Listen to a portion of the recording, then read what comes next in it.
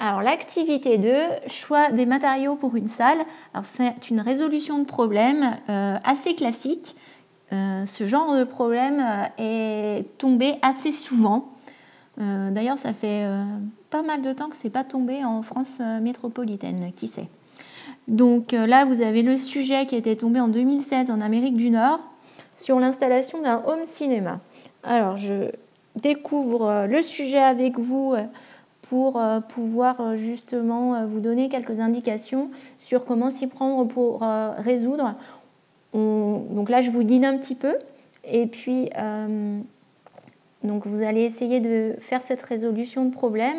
Et ensuite, une fois que vous aurez réussi à faire celle-ci, qu'on l'aura corrigée, eh bien, je vous demanderai d'en refaire une autre pour valider le fait que vous ayez bien compris comment s'y prendre sur ce type de résolution de problème.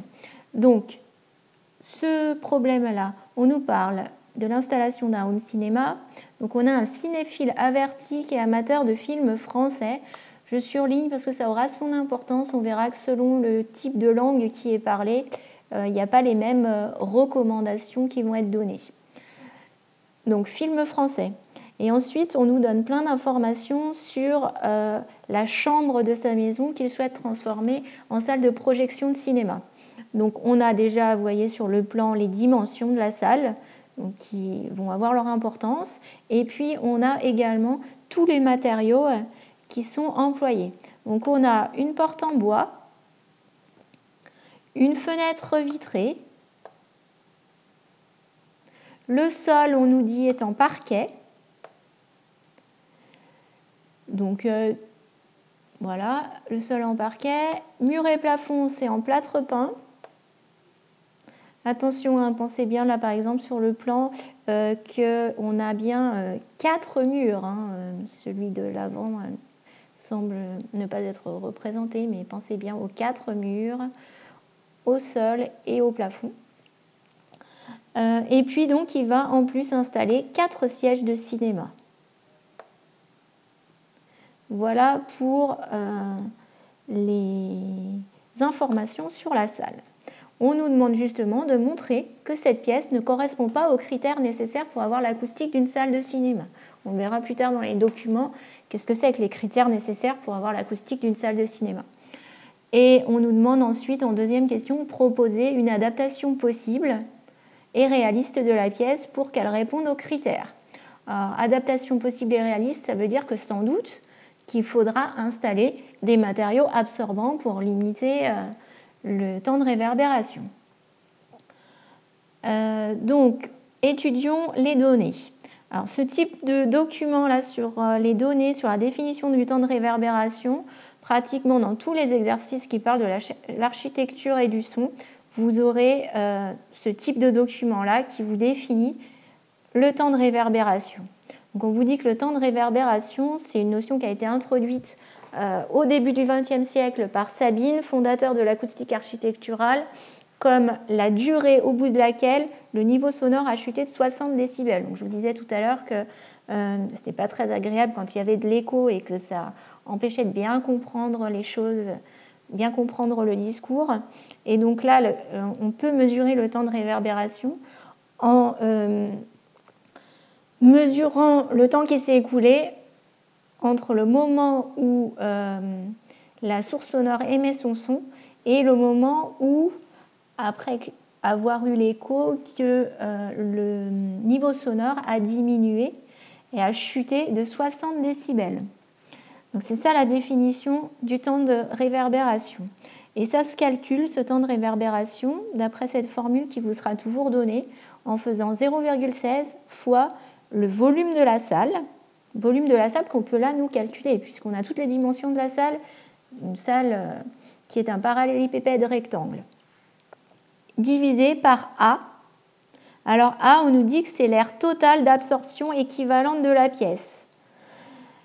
C'est-à-dire que pour avoir A, il va falloir faire la somme de toutes les surfaces multipliées par le coefficient d'absorption de tous les matériaux. Donc à chaque fois, on va devoir ajouter la surface des matériaux multipliée par leur coefficient d'absorption. Hein, on vous dit que I représente chaque élément absorbant de la salle. S, ce sont les différentes surfaces, donc en mètres carrés, des différents matériaux. Et alpha, les coefficients d'absorption de ces matériaux. Hein, donc à chaque fois, on fait surface du matériau multiplié par son coefficient d'absorption et on les additionne tous pour avoir le A. Donc voilà comment s'y prendre pour avoir le temps de réverbération. Le candidat est invité à prendre des initiatives, comme d'habitude, à présenter sa démarche suivie, même si elle n'a pas abouti. Ah zut, j'ai un problème de... Mais pourquoi ça s'est tout décalé, mes trucs? Alors ensuite, autre document qu'on a, le document 1, le spectre en fréquence de différentes langues. On nous disait tout à l'heure que c'était des films français. Donc il va falloir regarder pour les films français dans quelle gamme de fréquences on se situe en langue française. Hein, et on nous dit que selon les travaux d'Alfred Tomatis, spécialiste ORL, médecin et chercheur, la bande passante de la langue française est très étroite et constituée de 2 plages. La plage principale est centrée sur 1500 Hz. Ça correspond bien au schéma. Ah oui, il y avait une autre zone ici, d'ailleurs, à travers laquelle j'étais passée. Et seules les fréquences correspondant aux zones colorées sont présentes pour une langue donnée. Donc on aura en français des fréquences ici et ici, mais on nous dit que la bande principale, hein, c'est celle-ci, qui est centrée sur 1500 Hz. Ensuite, intervalle des valeurs de temps de réverbération recommandées en fonction du volume de la salle. Donc là, on nous donne les intervalles de temps de réverbération conseillés pour une pièce de home cinéma. Justement, c'est le type de salle qu'on souhaite élaborer dans la chambre. Et en fonction du volume de la pièce. Donc si on a le volume de la pièce, on pourra savoir dans quelle fourchette le temps de réverbération va devoir se situer. Donc ce sera à vous de le déterminer. Et puis, document 3, on a les coefficients d'absorption de quelques matériaux usuels. Ils n'ont pas exactement les mêmes coefficients d'ailleurs selon la fréquence du son.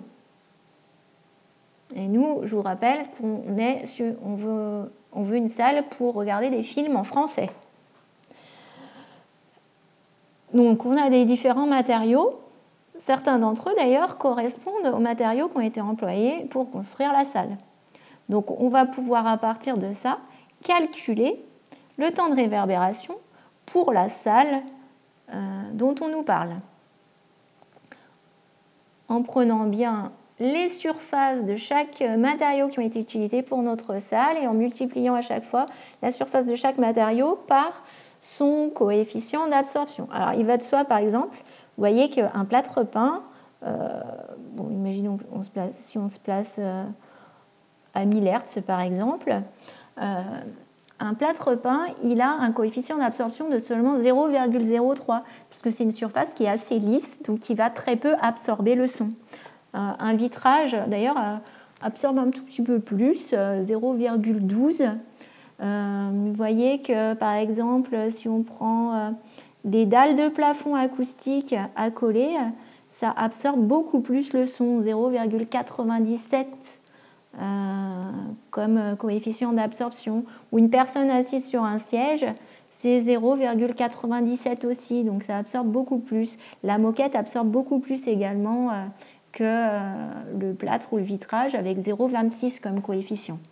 Vous voyez que ce qu'on a dit tout à l'heure sur les coefficients d'absorption, sur les matériaux et leur capacité à absorber le son, ça se retrouve avec les coefficients ici. Voilà, donc à vous de jouer, essayez de voir si la salle du home cinéma telle qu'elle est n'est vraiment pas adaptée à la projection de films en français. Et puis ensuite, essayer de proposer une solution, voir quels matériaux on pourrait employer pour qu'on ait une bonne acoustique dans cette salle de home cinéma. Allez, à vous de jouer et j'essaierai de vous projeter une correction et de la commenter. À plus tard.